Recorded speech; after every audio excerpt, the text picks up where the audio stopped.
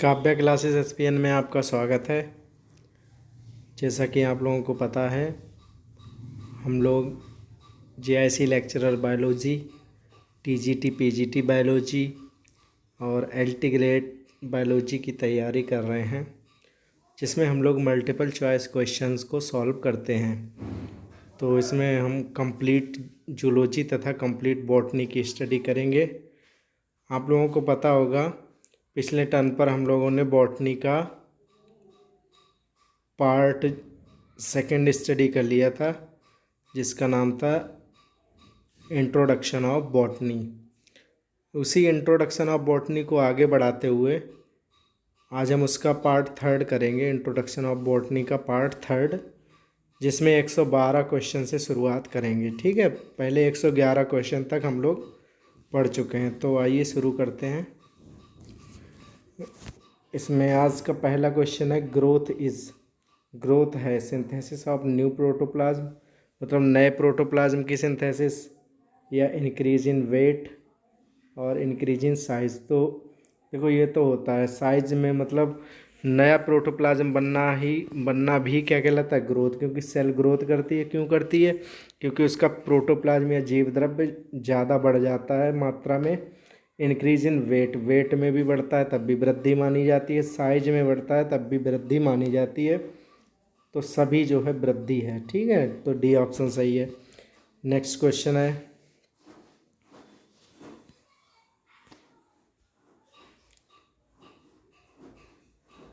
Question है, हमारा, the complete development of an organism. एक ऑर्गेनिज्म का कंप्लीट डेवलपमेंट क्या कहलाता है? तो ऑर्गेनिज्म का कंप्लीट डेवलपमेंट कहलाता है ऑन्टोजेनी कहलाता है। क्योंकि आपने सुना होगा, ऑन्टोजेनी रिपीट्स फाइलोजेनी। ये किसने कहा था? अर्नेस्ट हैकल ने कहा था। अर्नेस्ट हैकल ने कहा था ऑन्टोजेनी रिपीट्स फाइलोजेनी, क्योंकि इन्होंने रिकैपिटुलेशन थ्योरी दी थी। मतलब एक एनिमल का कंप्लीट डेवलपमेंट उसकी इवोल्यूशनरी हिस्ट्री को दर्शाता है। तो फाइलोजेनी क्या है? इवोल्यूशनरी हिस्ट्री, मतलब जो है उसका उद्विकास का इतिहास। तो कंप्लीट क्या हो जाएगा? Complete development ontogeny. Next question है, bacteria and fungi developing on dead decaying organism. तो बैक्टीरिया और फंजाई जो मरे हुए डिकेइंग, मतलब जो सड़ रहा है ऑर्गेनिज्म, उस पर डेवलप होते हैं। तो क्या कहलाता है? इस प्रक्रिया कहलाती है सैप्रोफाइट कहलाते हैं ये, क्योंकि मृतोपजीवी होता है सैप्रोफाइट। नेक्स्ट क्वेश्चन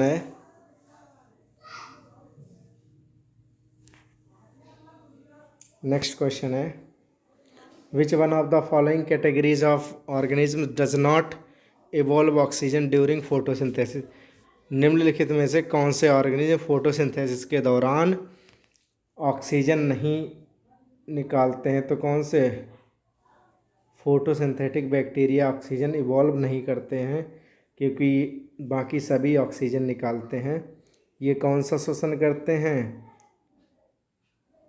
ये जो है हाइड्रोजन गैस निकालते हैं, H2 गैस निकालते हैं ये वाले बैक्टीरिया, फोटोसिंथेटिक बैक्टीरिया। इसमें ग्रीन सल्फर बैक्टीरिया आ जाता है, और बाकी और भी कीमो बैक्टीरिया जो है कीमोसिंथेसिस करते हैं, वही आ जाते हैं इसमें। नेक्स्ट क्वेश्चन है, which one of the following is correctly matched. इनमें से कौन सा करेक्टली मैच करता है? तो नेशनल इंस्टीट्यूट ऑफ वायरोलॉजी जानते हैं, ये पुणे में है स्थित। ये तो करेक्ट है, क्योंकि पुणे में जो है क्या हुआ, आप लोगों को पता है, जो वैक्सीन बनी है कोवैक्सीन, कोरोना की वैक्सीन बनी है कोवैक्सीन जो बनी है वो किसके सहयोग से बनी है? भारत बायोटेक और national institute of virology and ICMR, ये तीन संस्थाओं ने मिलकर कोवैक्सीन बनाया। तो वायरोलॉजी जो है, नेशनल इंस्टीट्यूट ऑफ वायरोलॉजी कहाँ है? पुणे में स्थित है। ठीक है, ये तो सही है। तो यही एक सही है, बाकी सभी क्या है? गलत। अब देखो, national institute of communicable disease ये कहाँ है? ये कसौली में है, तो ये मिसमैच है। सेंट्रल ड्रग रिसर्च इंस्टीट्यूट ये लखनऊ में स्थित है, तो ये भी मिसमैच है। National institute of nutrition nutrition से संबंधित जो है नेशनल इंस्टीट्यूट, ये मुंबई में नहीं है, ये शायद और कहीं है, मुझे ध्यान नहीं है। आप लोग कमेंट करके बताना कि नेशनल इंस्टीट्यूट ऑफ न्यूट्रिशन कहाँ पर स्थित है। ठीक है, नेक्स्ट क्वेश्चन है, तो करेक्ट ऑप्शन हमारा कौन सा हो जाएगा? ए हो जाएगा, क्योंकि ये तो हमें अच्छी तरह से पता है कि नेशनल इंस्टीट्यूट ऑफ वायरोलॉजी कहाँ है, पुणे में है। तो एक ही सही होगा, क्योंकि बताया है which one of the following, निम्नलिखित में से एक कौन सा सही मैच है, तो एक यही मैच होगा, बाकी सब गलत हैं। नेक्स्ट जो है मेटाबॉलिज्म इज, आप लोग जानते ही हो, एनर्जी को रिलीज़ करना और गेन करना दोनों क्या कहलाता है? मेटाबॉलिज्म।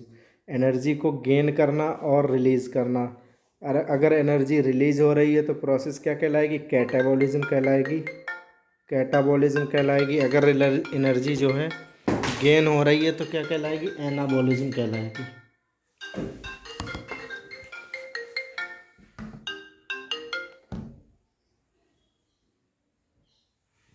नेक्स्ट क्वेश्चन है,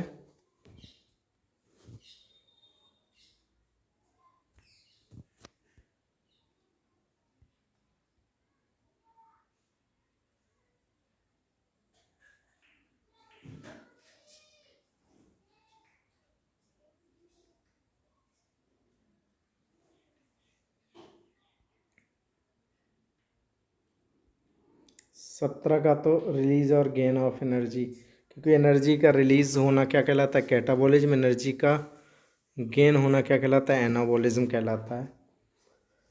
तो अगला क्वेश्चन है, identify from the following branches of biology which provides direct evidence in the favour of organic evolution. बहुत ही इंपॉर्टेंट क्वेश्चन है कि ऑर्गेनिक एवोल्यूशन के संबंध में डायरेक्ट प्रमाण कौन देता है? तो पैलेंटोलॉजी देती है, जीवाश्म विज्ञान। ठीक है, नेक्स्ट क्वेश्चन है, entomology is concerned with study of, तो जानते हो एंटोमोलॉजी क्या है? इंसेक्ट से संबंधित है, वेरियस एस्पेक्ट ऑफ इंसेक्ट, कीट पतंगों का अध्ययन ही क्या कहलाता है? एंटोमोलॉजी कहलाता है। नेक्स्ट है, who among the following received Nobel prize in 1970 for the outstanding research contribution. देखो पूरे वर्ल्ड में जो है 1950 से 1960 के बीच क्या हुआ? हरित क्रांति चली, ग्रीन रिवॉल्यूशन चला था। उसी में नॉर्मन ई बोरलॉग को क्या दिया गया था? 1970 में क्या दिया गया था? नोबेल प्राइज़ दिया था। क्यों दिया गया था? क्योंकि इन्होंने पूरे वर्ल्ड में जो है फूड सप्लाई दी थी, तो इन्होंने एक शांति स्थापित की, इसीलिए इनको नोबेल प्राइज़ दिया गया 1970 में, नॉर्मन ई बोरलॉग। इनसे संबंधित एक क्वेश्चन और है, क्योंकि ये विश्व के हरित क्रांति के जनक कहलाते हैं, वर्ल्ड के। नेक्स्ट क्वेश्चन है, ईपी ओडम, या हम कह सकते हैं यूजीन पी ओडम कौन है? बहुत अच्छी तरह से जानते हो, इकोलॉजिस्ट है, इनकी बुक भी आती है इकोलॉजी की। ईपी ओडम की बहुत फेमस राइटर हैं ये। अगला है, who is author of an introduction of embryology of angiosperm, तो ये लिखी थी पी माहेश्वरी ने लिखी थी। ठीक है, अच्छा, पी माहेश्वरी क्या है? एक एम्ब्रियोलॉजिस्ट हैं। शायद पिछले वीडियो में मैंने बताया था कि पी माहेश्वरी क्या है, ब्रायोलॉजिस्ट हैं, तो ब्रायोलॉजिस्ट नहीं है, उसके लिए क्षमा चाहता हूँ। ये एक एम्ब्रियोलॉजिस्ट हैं, इंडिया के फेमस, पी माहेश्वरी। ठीक है, नेक्स्ट है, नेक्स्ट क्वेश्चन है, branch of biology dealing with the study of organism in outer space, तो आउटर स्पेस में पहले ही कर चुके क्वेश्चन है, एक्सो बायोलॉजी कहलाता है। नेशनल बोटेनिकल इंस्टीट्यूट कहाँ पर स्थित है? नेशनल वाला है लखनऊ में, और इंडियन वाला कहाँ पर है? कोलकाता में। ठीक है, नेक्स्ट है, एडेफोलॉजी। एडेफोलॉजी क्या है? देखो दिया है एडेफोलॉजी क्या है? स्टडी ऑफ एलिफेंट्स, ये भी नहीं है। स्टडी ऑफ एम्फीबियंस, ये भी नहीं है। स्टडी ऑफ स्नैक्स, ये भी नहीं है। तो कौन सा? नन ऑफ द एबव है इसमें, क्योंकि एडेफोलॉजी कहलाता है जो सॉइल है, सॉइल का लिविंग ऑर्गेनिज्म पर क्या इफेक्ट पड़ता है उसकी स्टडी, मृदा का जीवों पर क्या प्रभाव पड़ता है वो स्टडी कहलाती है एडेफोलॉजी। तो ये पीडोलॉजी की ही एक ब्रांच है, तो कौन सा हो जाएगा? नॉन ऑफ दीज हो जाएगा। नेक्स्ट क्वेश्चन है, the scientist who his extensive researches found that the regular recurrence of rust disease. Rust disease किससे होती है? पक्सीनिया से होती है। और पक्सीनिया की सबसे ज़्यादा स्टडी किसने की है? आप लोग जानते ही हो, केसी मेहता ने की है। जहाँ पर पक्सीनिया का नाम आएगा वहाँ पर केसी मेहता का नाम जरूर आएगा। इम्पोर्टेंट क्वेश्चन है। नेक्स्ट है द फेमस बोटेनिकल गार्डन क्यों अच्छी तरह से जानते हैं हम लोग, इंग्लैंड में है स्थित ये बोटेनिकल गार्डन, सबसे बड़ा है पूरे विश्व का। अगला international rice research institute IRRI Philippines में है। इम्पोर्टेंट क्वेश्चन है ये। नेक्स्ट है study of drug plant is known as, तो फार्माकोग्नेसी कहते हैं, क्योंकि फार्माकोलॉजी, फार्मेसी और फार्माकोलॉजी ये क्या है? जैसे फार्मेसी क्या होता है? फार्मेसी आप लोग जानते ही हो, जहाँ दवा का वितरण होता है वो क्या कहलाती है? फार्मेसी। फार्माकोलॉजी क्या कहलाती है? दवाइयों की, औषधि की स्टडी करना क्या कहलाता है? फार्माकोलॉजी कहलाता है। और प्लांट से जब दवाइयाँ बनती हैं उसकी स्टडी करना क्या कहलाता है? फार्माकोग्नोसी। और फार्मास्यूटिकल केमिस्ट्री क्या होती है? वह केमिस्ट्री जो हम दवाइयों का स्ट्रक्चर वगैरह देखते हैं, जैसे पैरासीटामोल का क्या स्ट्रक्चर है, तो ये कहलाती है फार्मास्यूटिकल केमिस्ट्री। तो ड्रग प्लांट की स्टडी करना क्या कहलाता है? फार्माकोग्नोसी कहलाता है। सी ऑप्शन सही है। नेक्स्ट क्वेश्चन है who is considered as the father of ecology in India. तो आप लोग जानते हो R मिश्रा, मतलब रामदेव मिश्रा क्या हैं? Father of ecology in India है। ठीक है। नेक्स्ट क्वेश्चन है to meet the demands of society, society की डिमांड्स पर in vitro production of large number of plantlets, किसका? बहुत छोटे छोटे प्लांट्स का लार्ज नंबर पर, इन विट्रो मतलब टेस्ट ट्यूब में उत्पादन करना, छोटे समय में, कम समय में उत्पादन करना, फ्लोरिकल्चर तथा हॉर्टिकल्चर इंडस्ट्री में क्या कहलाता है? तो आप लोग जानते हैं माइक्रो प्रोपेगेशन कहलाता है, जिसमें प्लांटलेट्स बनाए जाते हैं, छोटे छोटे प्लांट, कैसे? सेल से या टिश्यू से बनाए जाते हैं, तो वो क्या कहलाता है? माइक्रो प्रोपेगेशन कहलाता है। नेक्स्ट क्वेश्चन है central sugar cane research institute, बहुत इंपॉर्टेंट क्वेश्चन है। यह है कोयम्बटूर में, कोयम्बटूर में है सबसे बड़ा sugar cane breeding research institute. Next question है grey biotechnology is referred to, तो ये इंडस्ट्रियल प्रोसेस से संबंधित है। नेक्स्ट क्वेश्चन, तो इसका डी हो जाएगा, इसका बी हो जाएगा, इसका भी बी हो जाएगा। नेक्स्ट क्वेश्चन है study of fruit is known as, pomology कहलाता है, फ्रूट का अध्ययन करना पोमोलॉजी कहलाता है। नेक्स्ट है नेक्स्ट पढ़ चुके हैं क्वेश्चन, उसी से संबंधित है। Micro propagation is a technique, micro propagation एक टेक्निक है जिसमें क्या किया जाता है? टू टाइप के प्लांट बनाए जाते हैं, वैसे ही होते हैं, सत्य प्लांट होते हैं, जैसे जिस प्लांट से सेल या टिश्यू यूज किया जाता है वैसे ही प्लांट बनते हैं। हैप्लॉइड भी नहीं बनेंगे, सोमेटिक हाइब्रिड भी नहीं बनेंगे, और सोमा क्लोनल प्लांट्स भी नहीं बनेंगे। नेक्स्ट क्वेश्चन है, तो इसका ए सही हो जाएगा। नेक्स्ट क्वेश्चन है green revolution in India occur during, तो इंडिया में कब हुआ था? ये 1960 में हुआ था। अगला है which one of the following living organism completely lacks a cell wall, कौन सा लिविंग ऑर्गेनिज्म ऐसा है जिसमें सेल वॉल नहीं पाई जाती है, कम्प्लीटली एब्सेंट होती है सेल वॉल, तो वो कौन सा है? देखो इसमें कौन सा हो जाएगा?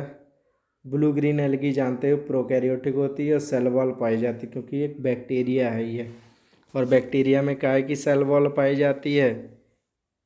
म्यूरामिक एसिड की पाई जाती है। साइनोबैक्टीरिया ये भी ब्लू ग्रीन एल्गी है। सी फैन क्या होते हैं? गॉर्गोनिया, गॉर्गोनिया जानते हैं ये क्या है? एनिमल है, और एनिमल में क्या होता है? सेल वॉल नहीं पाई जाती है। गॉर्गोनिया एनिमल कौन से क्लास का है? सीलेंट्रेटा फाइलम का है, ये सीलेंट्रेटा का है, जिसे हम सी फैन बोलते हैं। ये नाम भी इम्पोर्टेंट है, करेक्ट ऑप्शन सी हो जाएगा, सैक्रोमाइसिस क्या होते हैं? ईस्ट होते हैं। ईस्ट क्या हैं? फंजाई हैं। नेक्स्ट क्वेश्चन है, which of the following is defining characteristics of living organism? Living organism का कौन सा करेक्टर है? तो कौन सा है? रेस्पॉन्स टू एक्सटर्नल स्टिमुलाई, बाहरी जो स्टिमुलाई हैं उनका रेस्पॉन्स करना ही लिविंग की विशेष जो है योग्यता है। नेक्स्ट क्वेश्चन हो जाएगा, all living organisms are link to another because, सभी लिविंग ऑर्गेनिज्म एक दूसरे से संबंधित होते हैं क्योंकि they have common genetic material of the same type, they share common genetic material but to varying degree, all have common cellular organization. तो all of the above हो जाएगा क्योंकि कॉमन जेनेटिक मटेरियल होता है सब में, मतलब डीएनए और RNA. They share common genetic material, common genetic material होता है लेकिन कुछ डिग्री अलग होती है, मतलब किसी में ज़्यादा होगा किसी में कम होगा। All have common cellular organization, सभी में सेल का स्ट्रक्चर लगभग समान होता है क्योंकि सभी में न्यूक्लियस पाया जाता है। तो बेसिक सेल ऑर्गेनेल्स जो हैं सभी में पाए जाते हैं, किसको छोड़कर? प्रोकैरियोट्स को छोड़कर। तो ऑल ऑफ द अबव हो जाएगा इसका। आशा करता हूँ आज जो भी पढ़ाया है आप लोगों को समझ में आया होगा। इसी प्रकार हम लोग लगातार क्वेश्चन करते रहेंगे। हम लोगों को टारगेट नहीं भूलना है। टारगेट क्या है? लगभग 25,000 क्वेश्चन जो हैं, 25,000 से प्लस क्वेश्चन किसी भी तरह से कर पाएँ जूलॉजी के करने हैं, और 20,000 से अधिक क्वेश्चन हम लोगों को बॉटनी के सॉल्व करने हैं। तो बने रहिए और लगातार पढ़ते रहिए। अगर आप चैनल पर नए हैं तो इसको सब्सक्राइब कर लीजिए, जिससे क्या है कोई भी वीडियो डाला जाएगा आपको तुरंत इसका नोटिफिकेशन मिल जाएगा। ठीक है, आज के लिए इतना ही। धन्यवाद।